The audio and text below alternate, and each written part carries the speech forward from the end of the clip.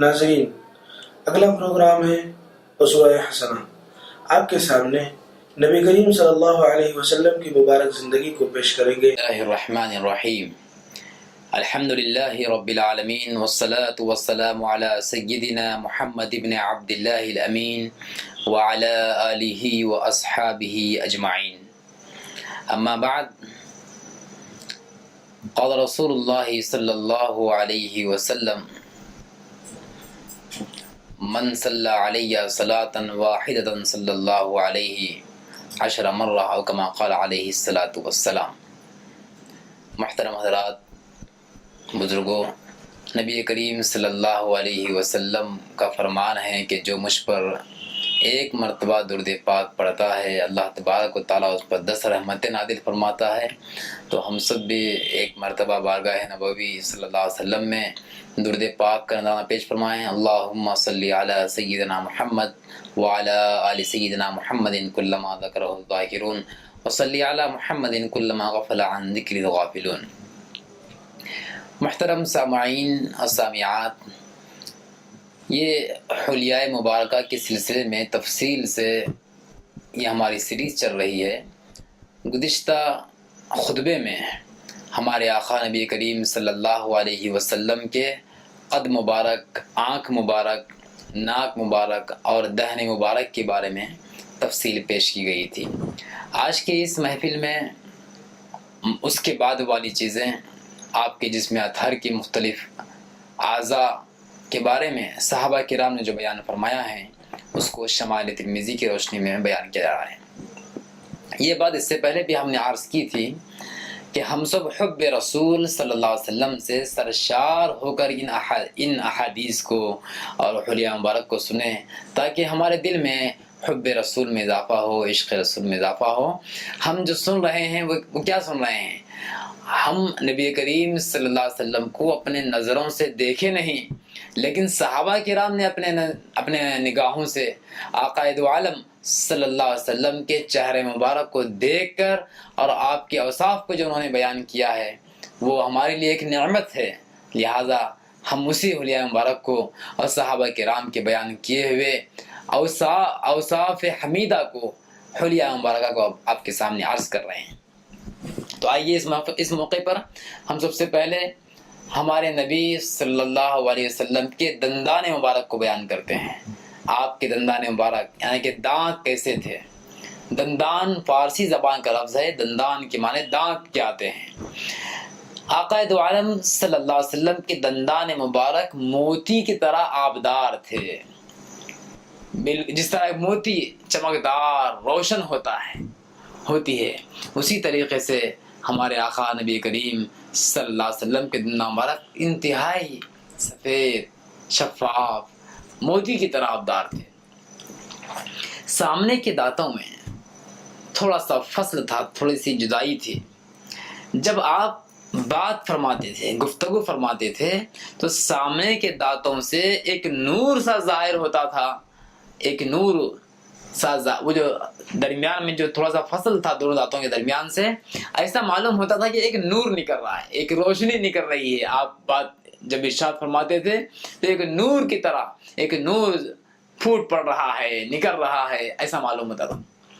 علامہ مناوی رحمۃ اللہ علیہ فرماتے ہیں کہ یہ کوئی حسی چیز تھی جو معجزے کے طور پر آپ کے دندان مبارک سے نکلتی تھی، یعنی کہ ایسی کوئی غیر محسوس چیز نہیں بلکہ حسی چیز تھی جو آپ کے دندان مبارک سے نکلتی تھی۔ تو یہ آپ کے دندان مبارک کی تفصیل ہے کہ انتہائی سفید، شفاف آپ کے دانت مبارک تھے۔ آپ کے لعاب مبارک کے بارے میں صحابہ نے جو بیان کیا ہے شمائل ترمذی کی روشنی میں، وہ یہ ہے کہ آپ کا لعاب مبارک بیماروں کے لیے شفا کا ذریعہ تھا۔ آپ کا جو لعاب مبارک ہے وہ بیماروں کے لیے شفا کا ذریعہ تھا۔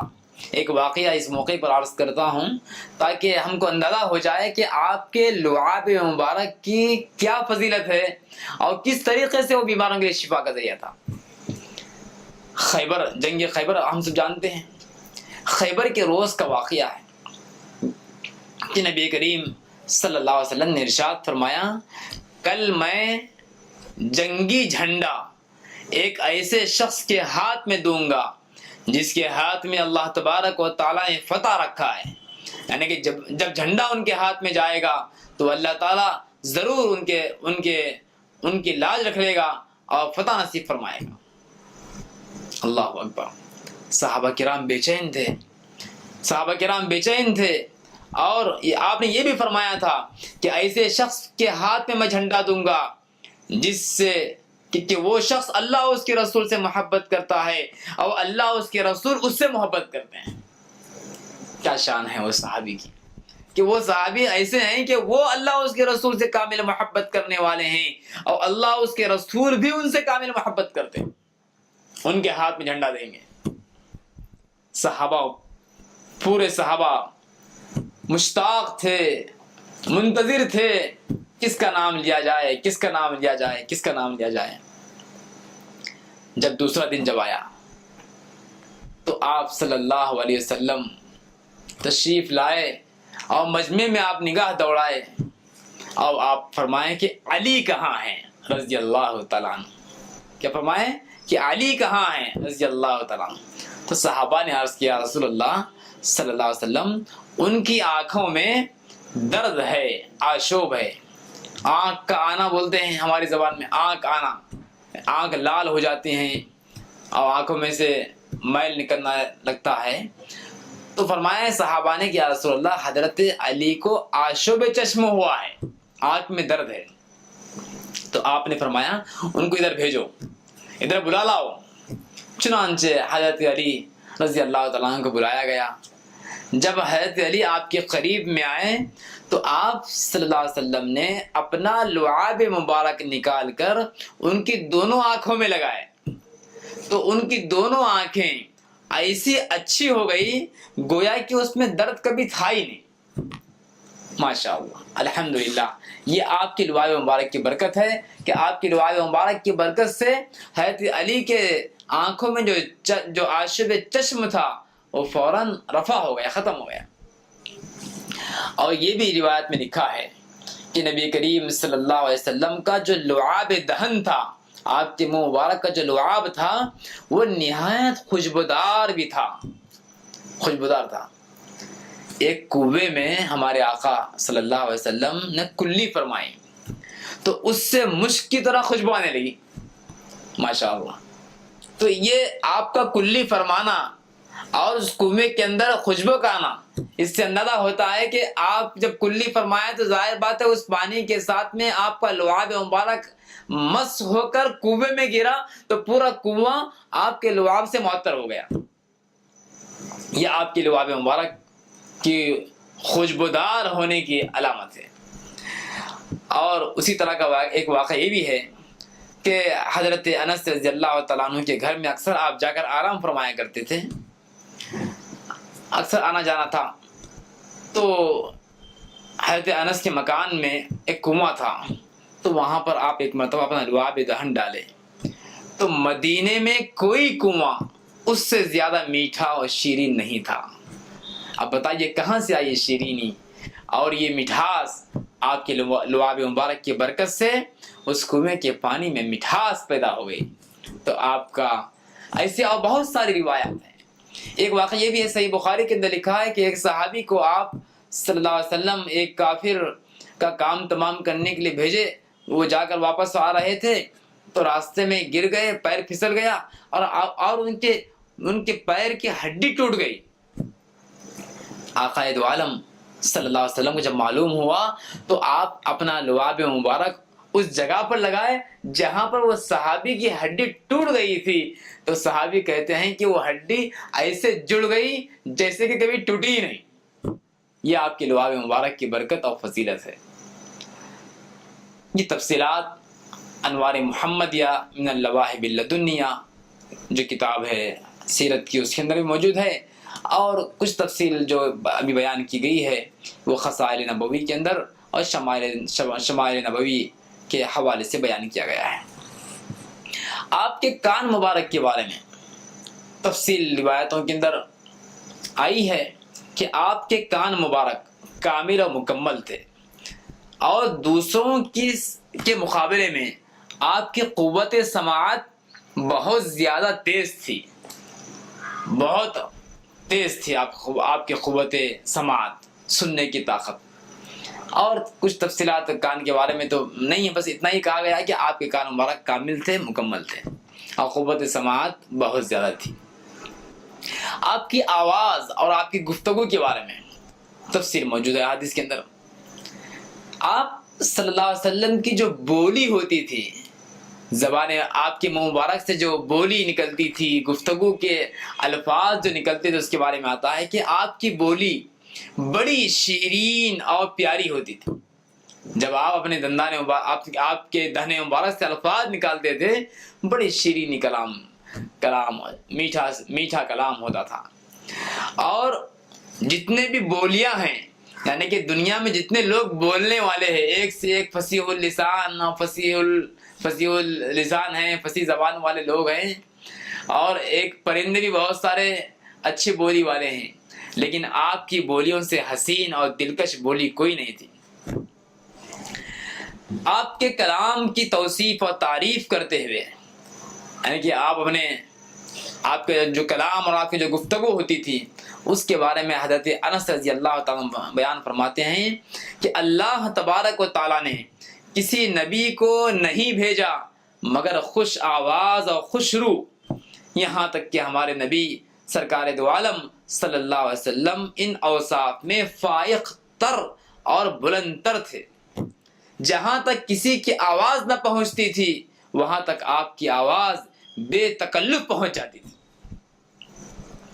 حضرت انس گویا یہ کہہ رہے ہیں کہ اللہ تعالیٰ تمام انبیاء کو، جتنے بھی انبیاء ہیں، اللہ تعالیٰ انبیاء کرام کو خوش آواز اور خوش مزاج، خوش اخلاق اور خوبصورت بنا کر بھیجا ہے، تمام انبیاء کو.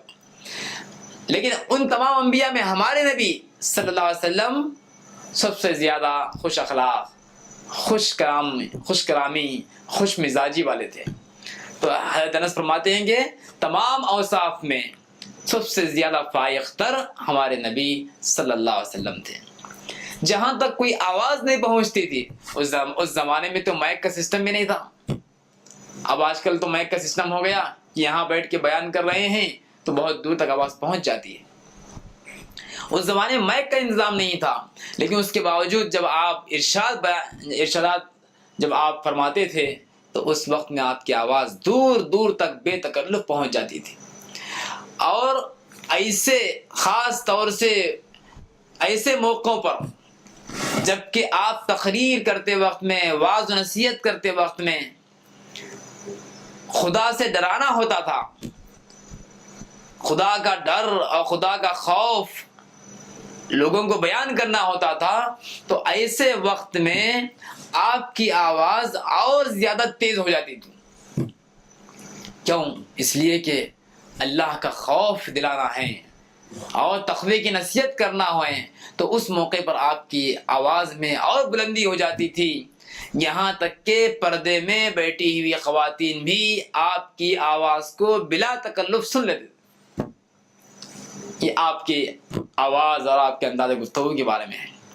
حجۃ الوداع کے موقع پر، آخری حج ہمارے نبی صلی اللہ علیہ وسلم نے جو فرمایا ہے، اس کے بارے میں، اس حجۃ الوداع کے بارے میں آتا ہے کہ آپ مینا میں خطبہ دیے.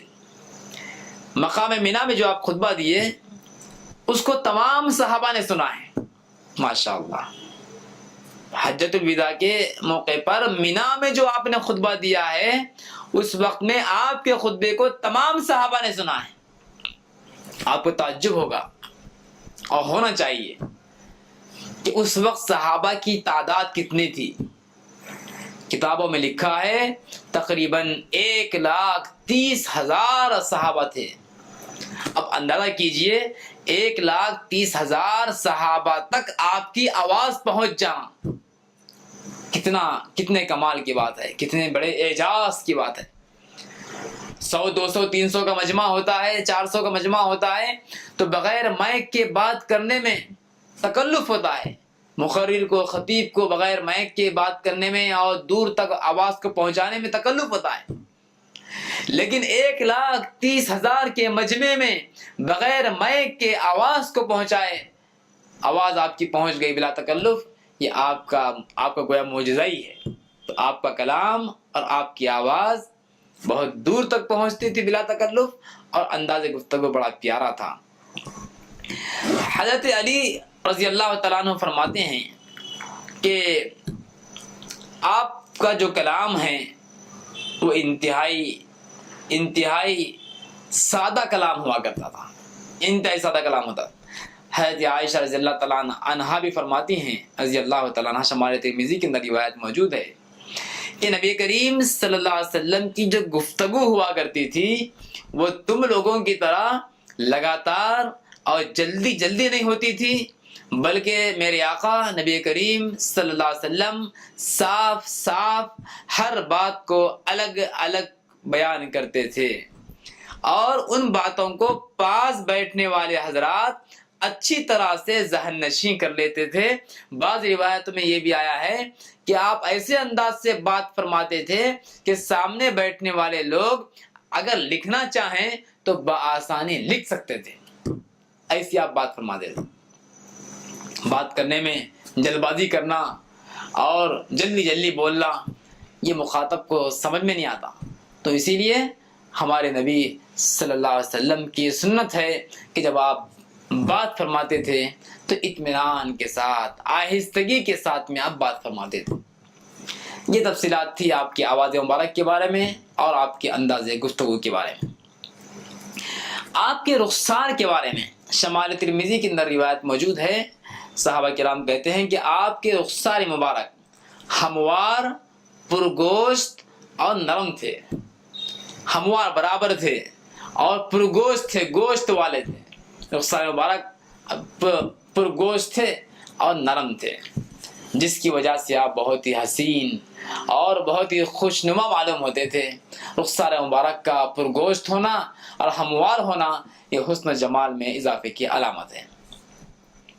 آپ کی گردن مبارک کے بارے میں صحابہ نے فرمایا، ذرا غور کیجئے کہ صحابہ کرام کتنا تفصیل کے ساتھ بیان کر رہے ہیں آپ کی گردن مبارک کے بارے میں اور آپ کے رخسار کے بارے میں۔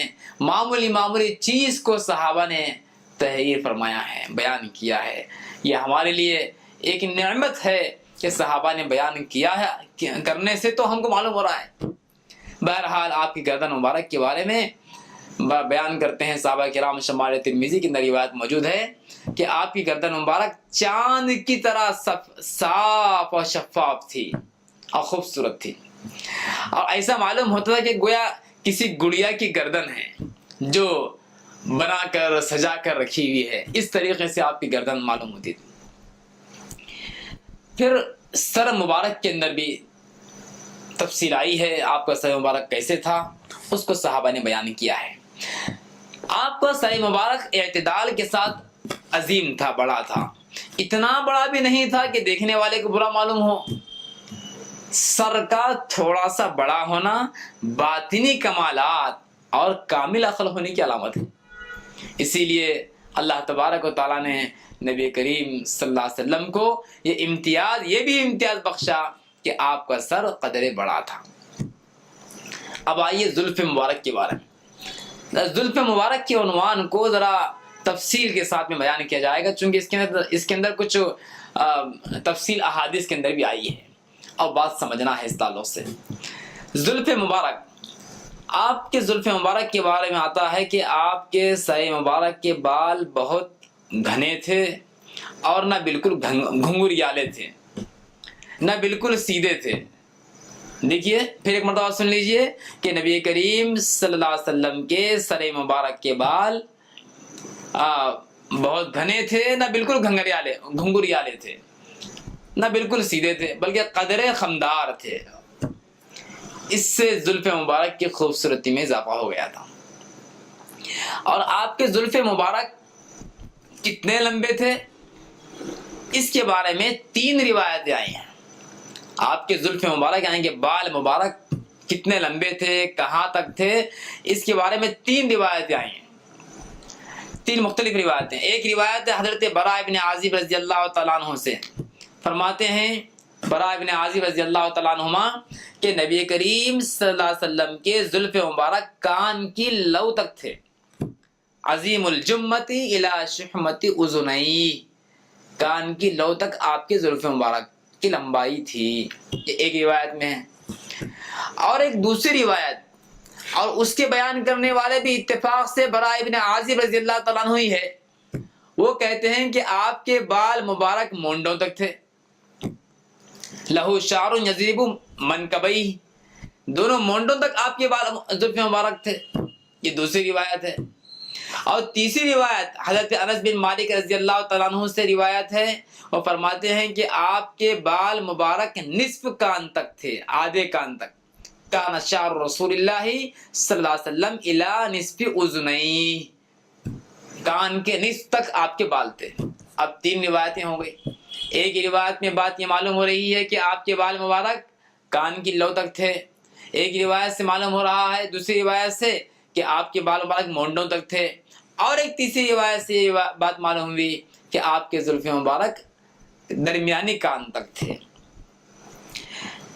یہ شمال ترمذی کے اندر ہی 3 روایتیں موجود ہیں. لیکن محترم دوستو، بعض احادیث کے اندر تضاد اور ٹکراؤ ہوتا ہے.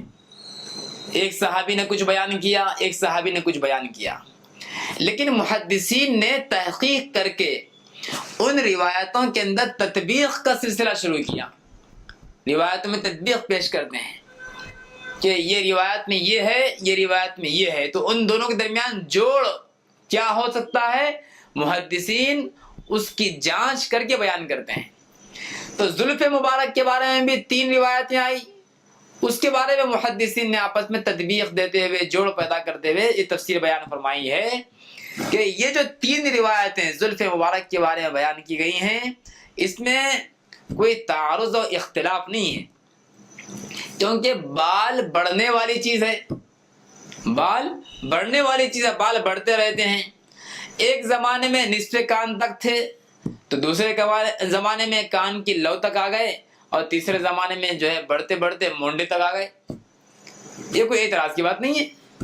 یہ کوئی اعتراض کی بات نہیں ہے کہ جو ہے بال چونکہ بڑھنے والی چیز ہے، لہذا جو ہے اس طرح جو صحابی نے درمیانے کان تک بیان کیا ہے، انہوں نے اس موقع پر دیکھا ہوگا جس وقت میں آپ کے زلف مبارک درمیان کان تک تھے. اور جس صحابی نے کان کی لو تک بیان کیا ہے، انہوں نے اس وقت دیکھا ہوگا جبکہ بال مبارک آپ کے وہاں تک آئے تھے. اور جس صحابی نے مونڈے تک بیان کیا ہے، انہوں نے اس وقت دیکھا ہوگا جبکہ آپ کے بال وہاں تک آئے تھے. بہرحال یہ مختلف روایتیں ہیں.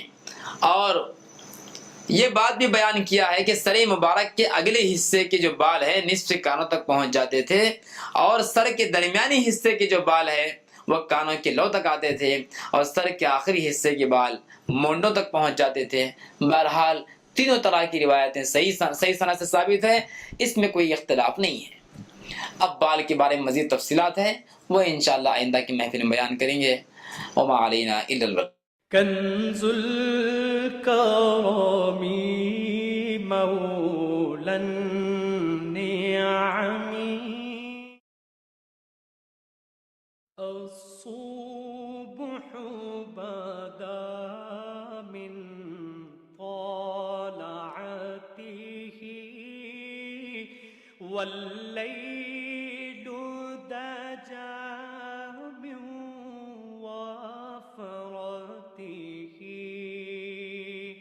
ہے نور سحر چہرے سے تیرے اور شب کی ہے نور سحر چہرے سے تیرے اور شب.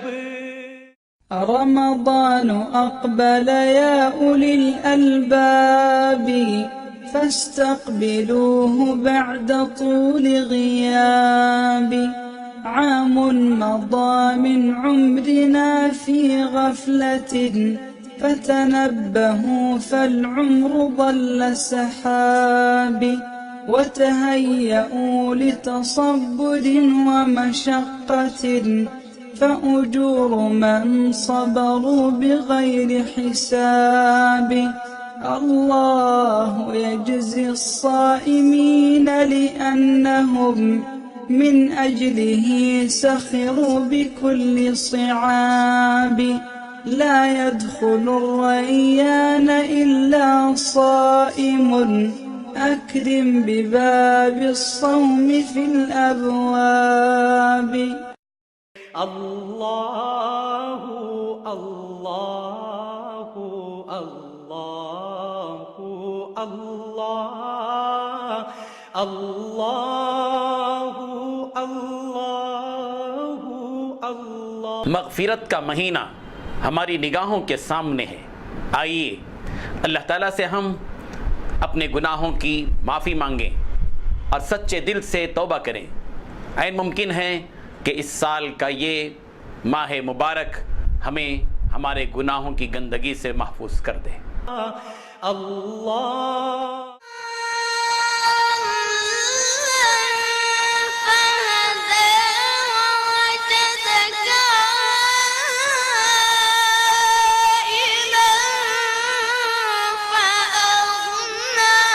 الله الله الله جميل جميل.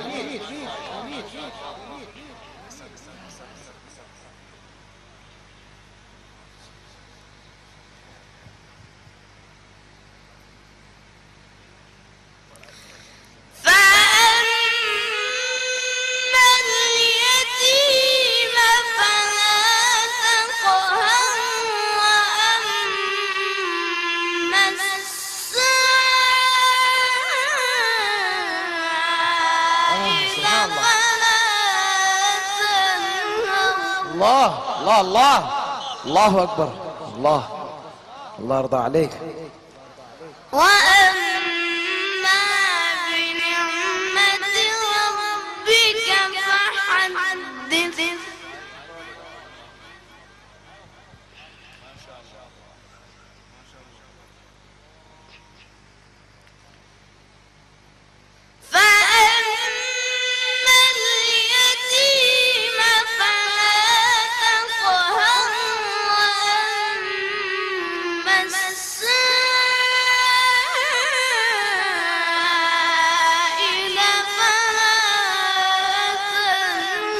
ما شاء الله ما شاء الله.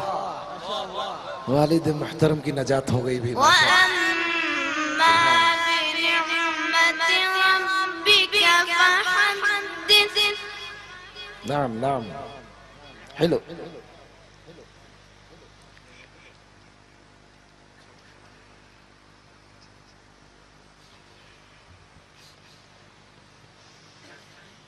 وأما بنعمة ربك فحدث. لا إله إلا الله والله أكبر.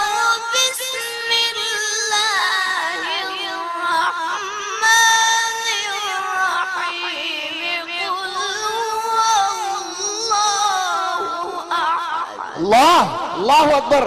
زندہ معجزہ ہے یہ. نعرہ تکبیر نعرہ تکبیر.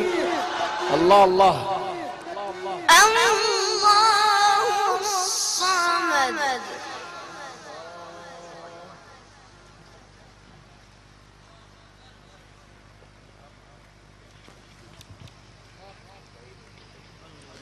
لم يلد ولم يولد ولم يكن له كفوا أحد.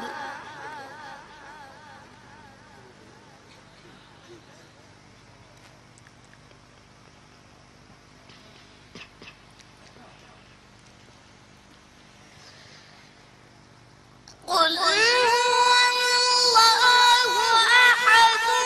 الله الصمد. لم يلد ولم يولد ولم يكن له كفوا أحد.